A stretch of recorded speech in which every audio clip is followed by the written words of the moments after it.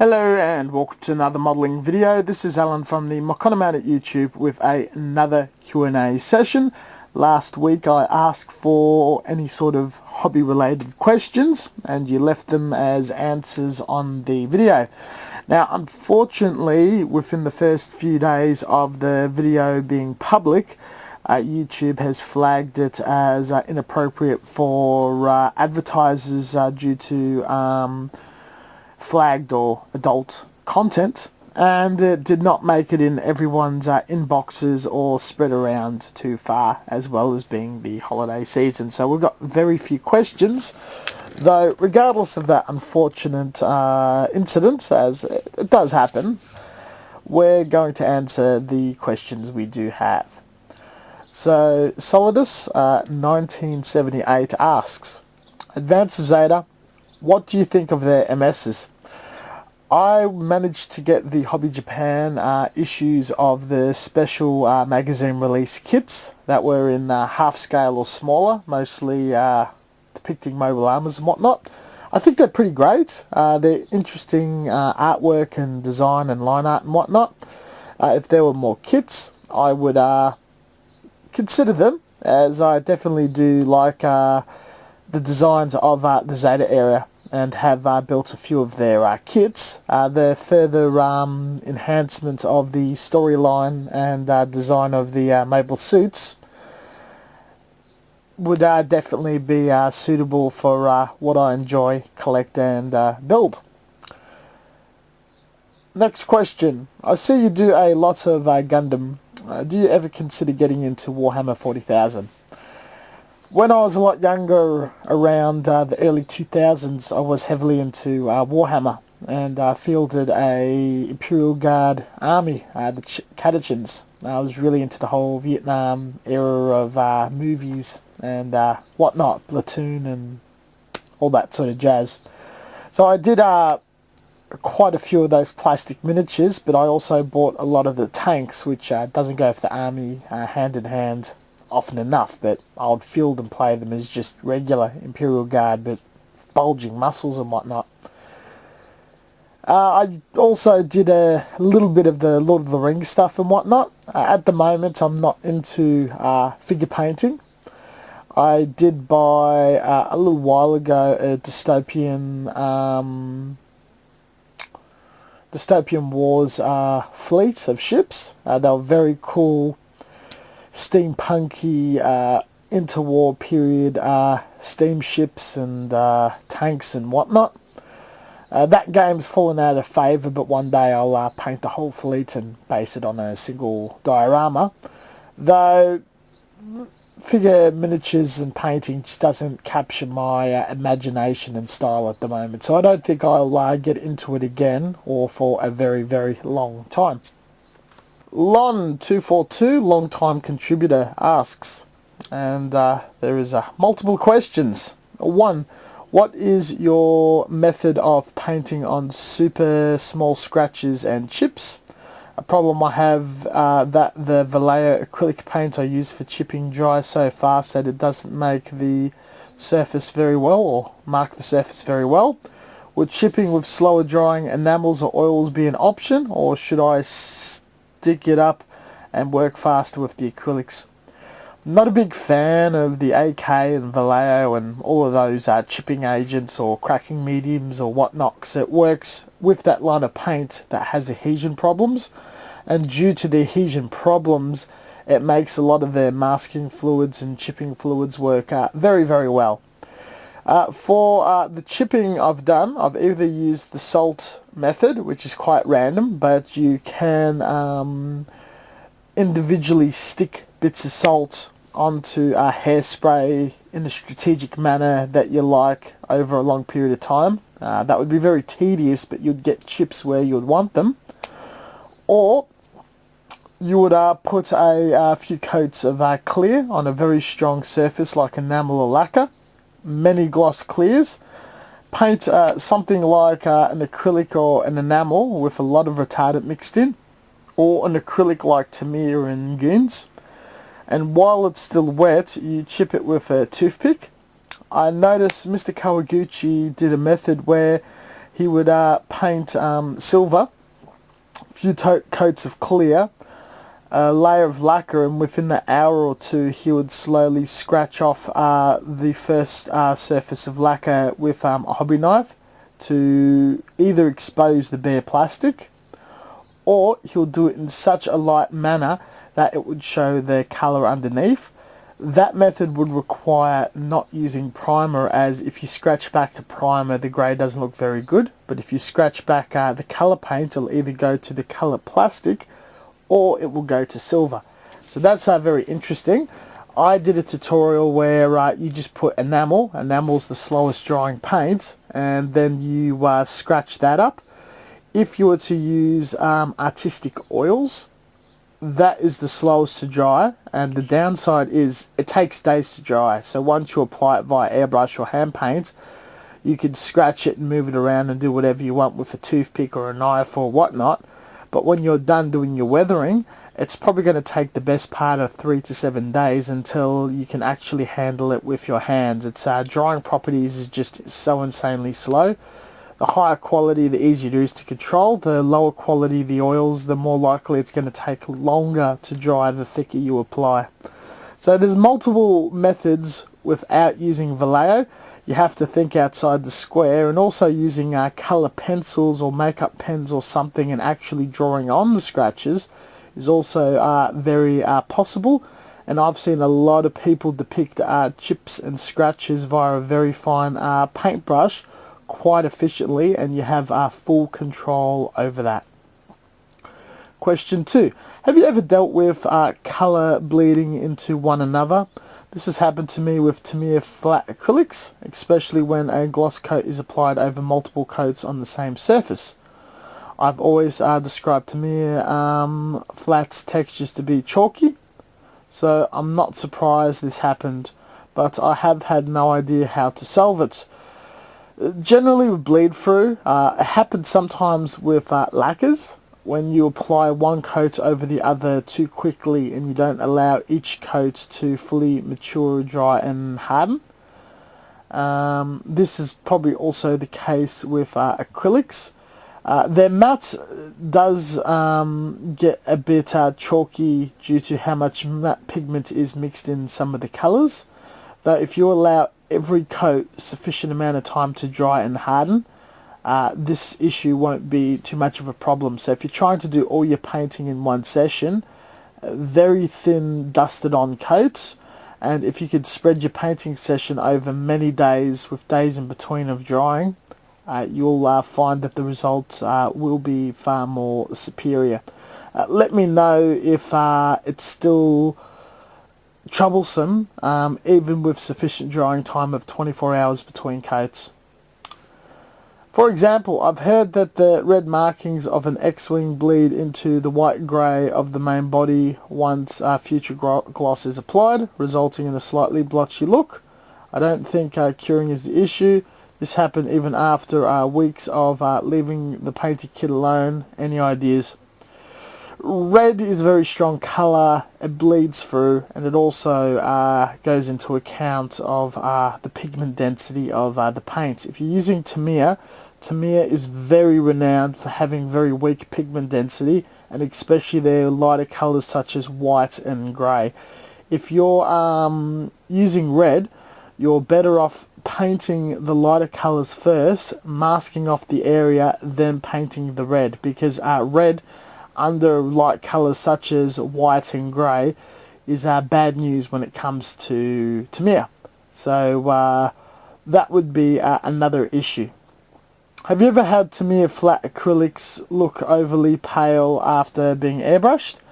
Yes, this would most likely be the matte coat being so strong that it's lightening the colour and the intensity of the pigment.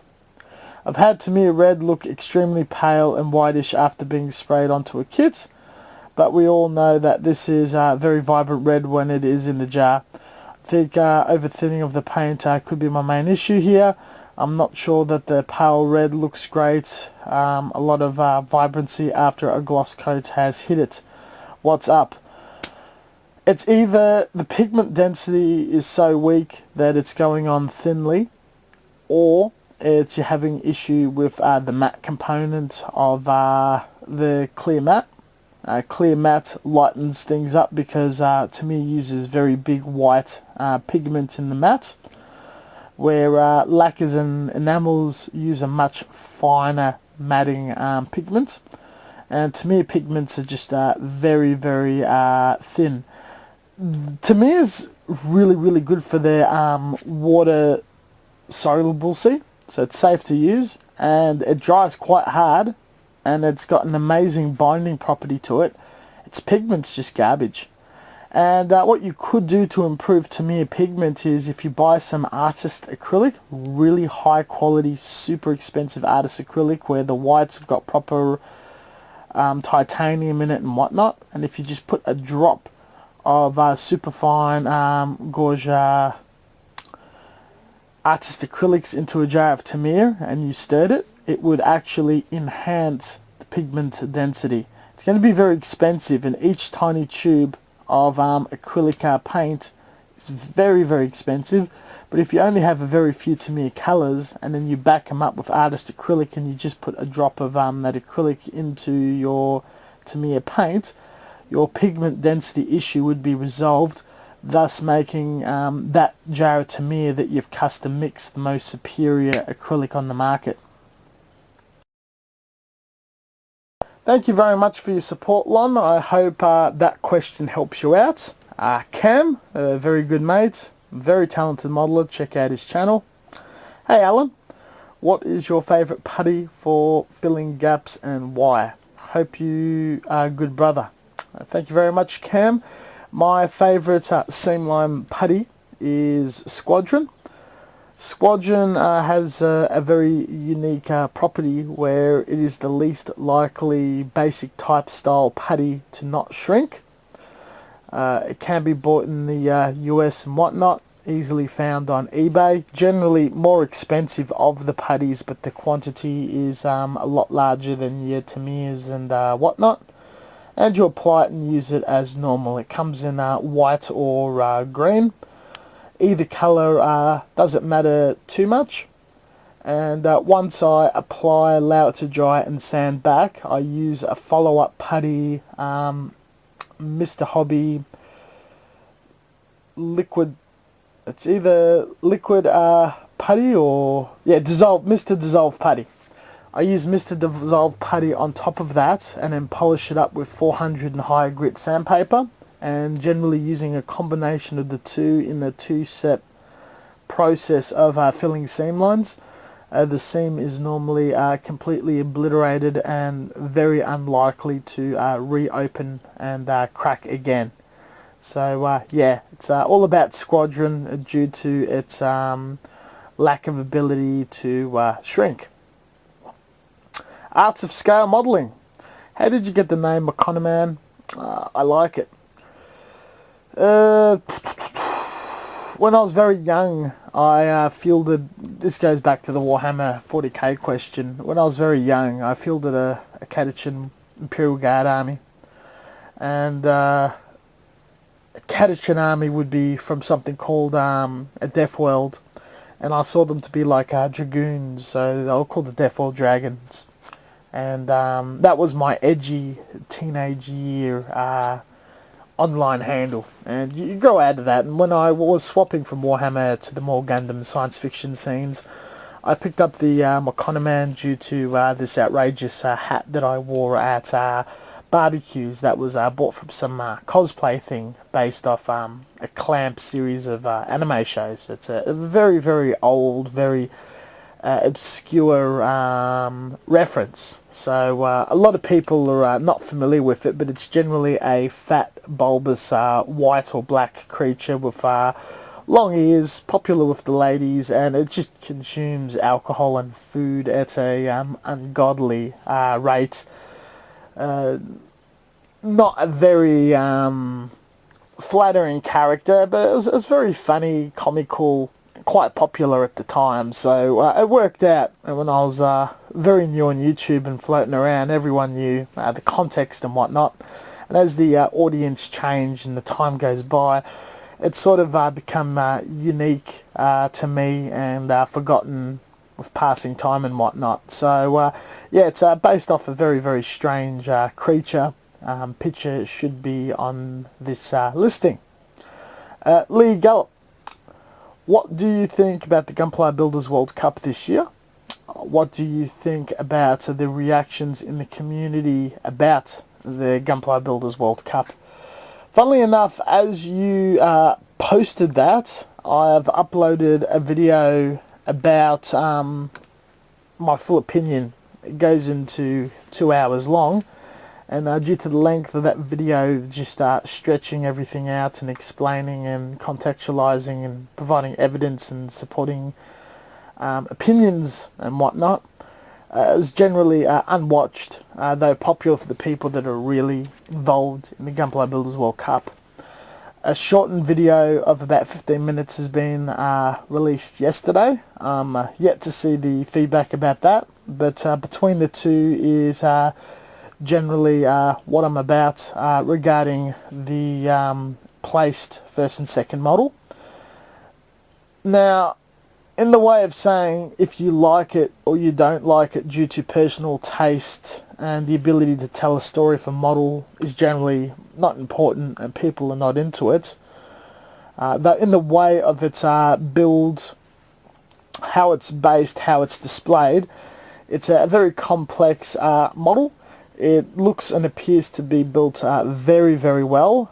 The models do suffer, unfortunately, that the photography is not in the best light and composure, so it doesn't show you what it is in natural lights that everyone experienced when they're at the venue, when it got judged and placed and displayed and won and whatnot.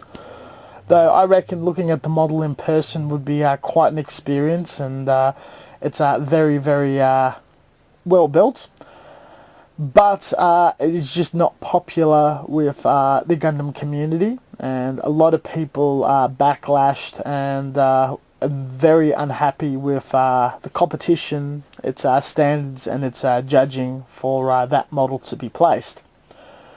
I think this is mostly due to a lack of understanding that the community has of what is exactly a model competition and how they are generally run, judged, and by what standard.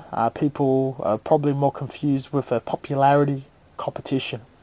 And another problem is the Gunpla Builders World Cup is not exactly a conventional model competition. It doesn't run like the international standards of the IPMS, and many other countries and competitions are generally heavily based off that or work purely off brand and how well it's built.